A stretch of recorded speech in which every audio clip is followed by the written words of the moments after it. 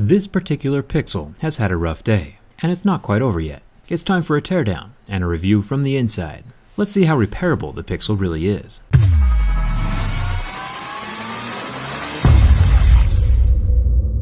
The Pixel 2 screen repair is very similar to the original Pixel from last year, and refreshingly easy compared to other flagships these days. A large suction cup is always helpful with phones that are glued shut. There's not a whole lot of glue under this glass this time around. I was able to lift up and slide my pry tool under the glass without any heat, but it still felt incredibly tight, and I was nervous about using too much force. A heat gun softens the adhesive under the screen, making it easier to lift off. Sliding my pry tool around the edge of the glass, taking special care not to touch the display under that glass layer, which is more fragile than a potato chip, and it will crack if the metal touches it. Now if your screen is already cracked, you won't have to be as careful as I am. I just want mine to stay in one piece. I use a thin little business card to keep the screen from re-adhering back down to the frame. The waterproofing around the dual speakers is pretty thick. Now that the screen is off, we can see that there's only one ribbon cable holding the screen to the body of the phone.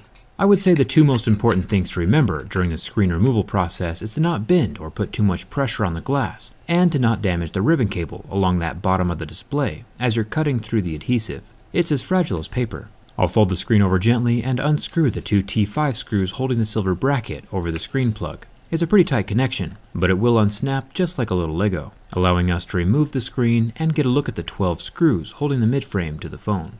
Keep these screws organized and put them back in the holes they come from. All of them are normal Phillips head screws except for the little guy up in the top corner. That's another T5. I'll have the toolkits and parts linked in the video description. There's also one little sliver of silver grounding the top under that camera. Remember this little guy for later during the reassembly. And now we can lift the whole midframe up and away from the phone, exposing all of the internal components. First thing we always do is unsnap the battery. The battery replacement itself is surprisingly easy. I'll unplug the charging port ribbon cable and the volume ribbon so it won't get caught as I pull up the battery. Taking special care not to puncture the battery, I can take the flat end of my metal pry tool and pop it out gently on both sides. There is some adhesive, but it doesn't have a death grip on the battery like we've seen inside some other phones. It's a nice change, and I prefer it this way. Thumbs up to Google for the easy screen and battery replacements. This is a repair guy's dream. The battery is a 2700 mAh, and I'll leave the replacements linked in the description. The phone does have the same squeezing functions that we saw in the HTC U11. Grip the sides and activate the Google Assistant. Kind of a cool feature if you plan on using it. The grip sensors are down along the bottom half of the phone, so gripping down here will achieve the best results. You can check out the HTC U11 video for a more detailed look at these grip sensors. I'm going to leave them intact on the phone this time around. It's time for the charging port. The port has one screw holding the board in place, with two circular connected signal wires that need to be unplugged and detangled, and then the whole thing can pop up away from the phone body, revealing something surprisingly cool. Google took an extra step towards water resistance that I've never seen before. They added some kind of dielectric grease to the rubber ring around the charging port. This is the same stuff used to waterproof the electronic connections in a Jeep or other off-roading vehicle, and the same thing we saw in the underwater drone that I reviewed a few weeks ago. Pretty interesting stuff, and surprising to see inside of a cell phone. I'm impressed. The rectangular vibration motor has some adhesive holding it to the frame, which is smart.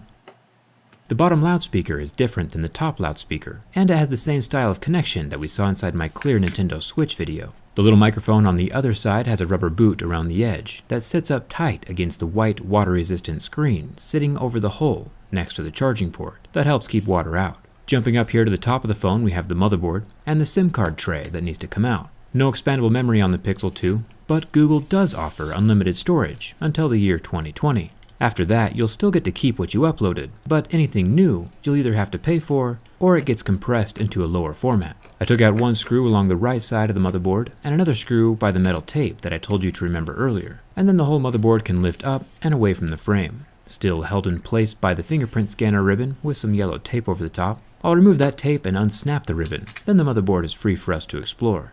The 8 megapixel front-facing camera does not have OIS, and that's fine. Most smartphones don't on the front camera. But the back camera on the other side of the phone does. You can see how it moves around inside of its housing to stabilize the image. This can also be replaced and unsnaps just like a little Lego. It reconnects in the same way, just making sure that little tab thing on the left side of the lens is under the motherboard. Otherwise it won't sit back down at the right angle.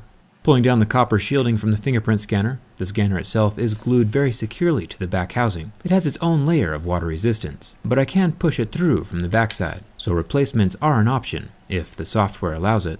Also, keep in mind that opening up your phone, even for a basic screen replacement, ruins any water resistance it might have had before. I'll fold the copper shielding back over the home button so it doesn't interfere with the motherboard, and I'll set the motherboard down into the frame so I can plug in the fingerprint scanner to the back, and then I'll lay it down into the phone, taking special care not to get any ribbons caught underneath.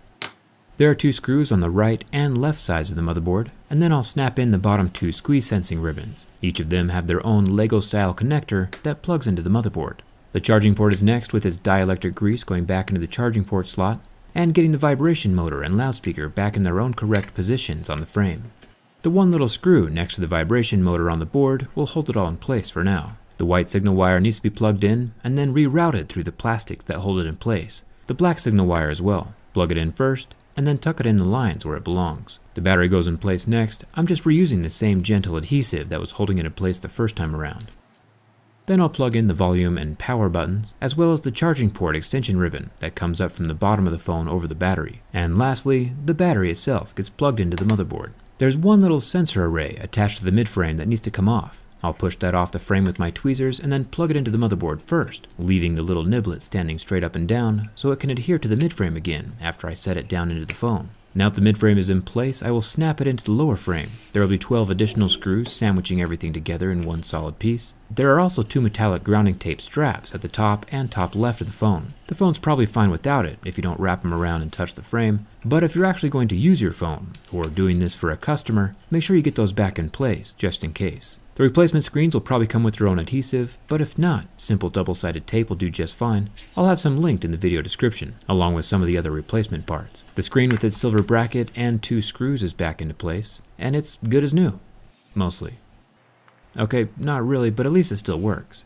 Let me know if you have any questions down in the comments, and come hang out with me on Twitter. We have a pretty good time. Thanks a ton for watching, and I'll see you around.